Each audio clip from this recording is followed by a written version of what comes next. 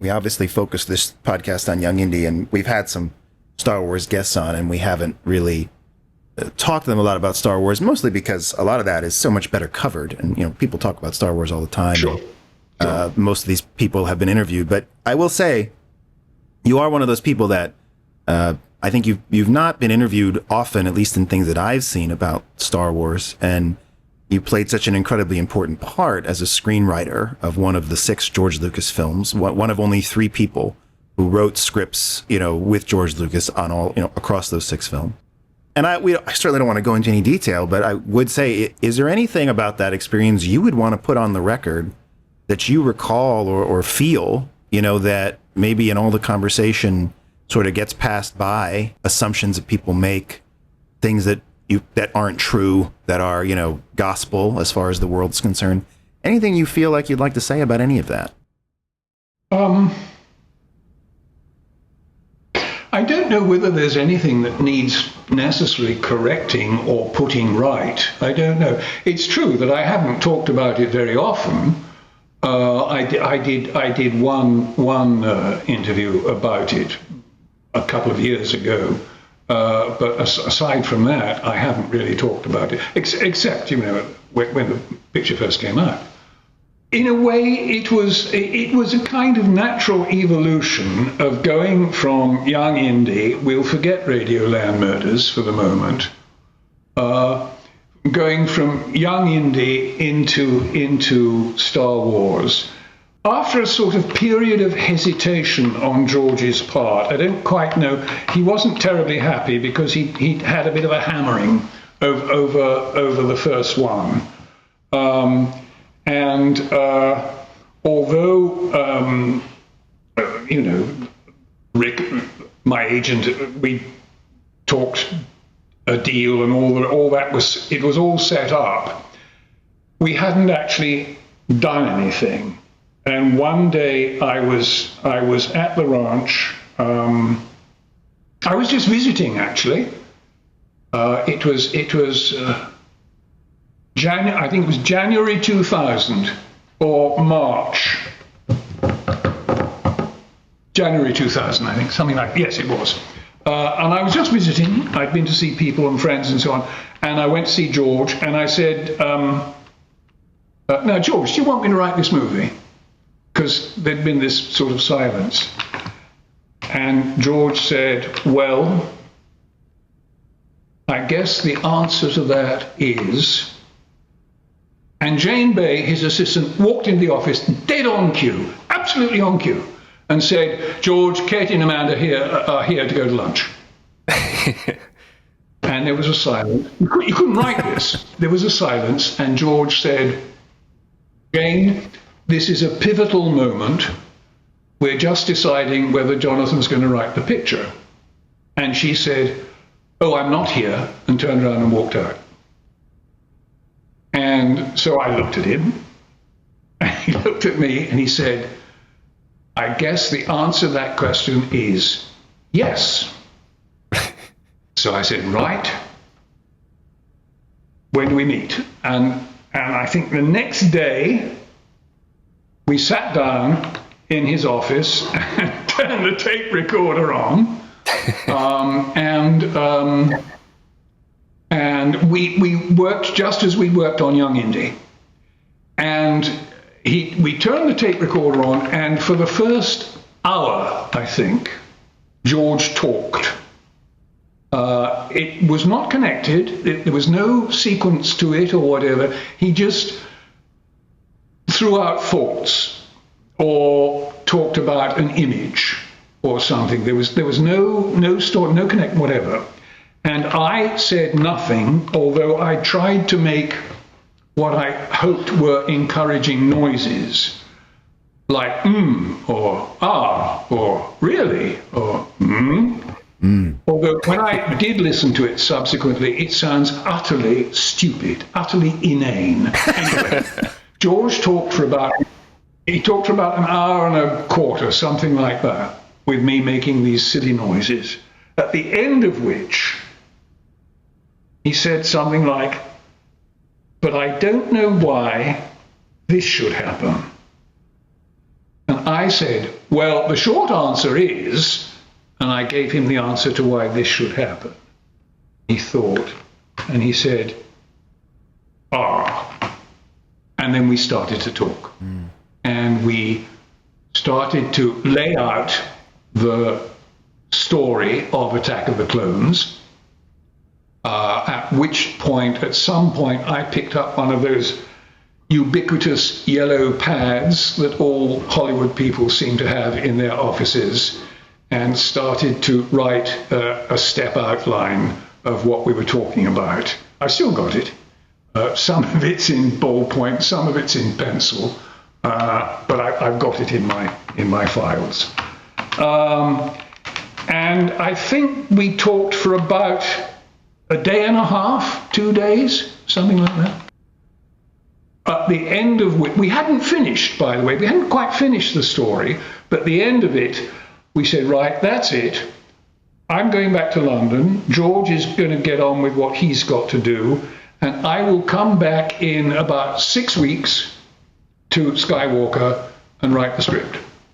So that's what happened. I went back to London, and George did whatever George does. I did work more on the story in London, and I completed the step outline, and I fleshed it out and did various things and all the rest of it. And then after about 6 weeks, I went back to Skywalker. This would be about the end of it, mid to end, last week in April, something like that, 2000. I've got my diary somewhere, but yeah, like that.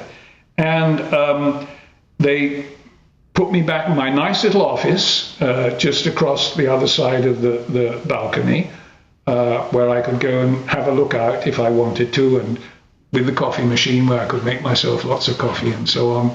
And Anne Merrifield was one side, and next to her, Jane Bay, and George just the other side of that. And I wrote the script in about 2.5 weeks, something like that. Yeah, I wrote the first draft in about 2.5 to 3 weeks. I then gave it to George, and then went and had a couple of days going to the Napa Valley and doing nice things and so on and so forth. And then we met up again. Again, it's taped in his office. And George said, I've read the draft. Some of it's brilliant. Some of it's less than brilliant. We'll talk about the less than brilliant bits. So we did. And he said, blah, blah, blah, blah, blah, blah, blah. And I went back to my little office and I did the revisions. And when I'd done that, I handed the script to George, made a few more trips to the Napa Valley and saw friends and things like that, and then went back to London. That's what happened. And you would have been done, because they started shooting that movie in June, so you probably finished in May then, or right yes. before they started shooting. Yes. Oh, yeah. Rick was in Australia and wanted the script rather badly, I remember. And I rather naughtily, George didn't know this, but I did send him, through R.D.'s Rabang, his secretary, I did send him a secret copy of the first draft to Australia just to keep him happy. I sent him the script and he sent me champagne. Well, it's nice, Rick. Nice Rick when there's champagne. That's great. Yes, well, that was the better side of Rick.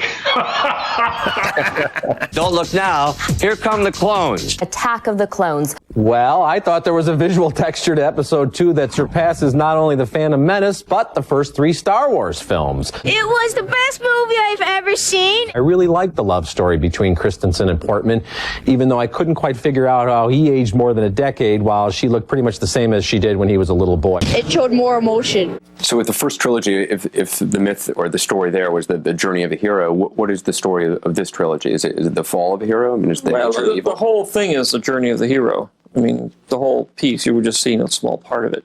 It is the most banal script I've ever read. Those are ancient, tired romantic cliches from a thousand other movies. Well, this is a long time ago in a galaxy far, far away, so maybe they invented these cliches, and then Shakespeare got them from there. I like Star Wars because they have lots of special effects, so it looks like it's real. And and this morning I watched episode 1, so I would remember what it would be about. It's a fun approach to the Star Wars story. This movie does not take itself as seriously as Phantom Menace does. Jedi's people started fighting each other, but I didn't get who won in the ending. You know, it is a kind of an ongoing theory with us as we do more of this podcast that the Star Wars prequels, Phantom Menace, Attack of the Clones, Revenge of the Sith, is in some ways George's attempt to take a lot of the political material, the philosophical input that he put into Young Indy, and kind of do that for Star Wars. You know, we see a lot of overlap between the two, and we also have heard stories of how, you know, George would oftentimes, you could tell his mind was still on Young Indy even when he was talking about the Star Wars prequels. I wonder if you have any thoughts about that, or any recollections of discussions with George or anything along those lines. No, I think you're right that there are overlaps. I mean, the Young Indy experience and some of the ideas that were there in Young Indy, yes, do carry over into those Star Wars prequels. That's perfectly true. And I think it's fair to say that Young Indy was George's baby. That's the thing he loved most of all. I mean, he really did. Because it just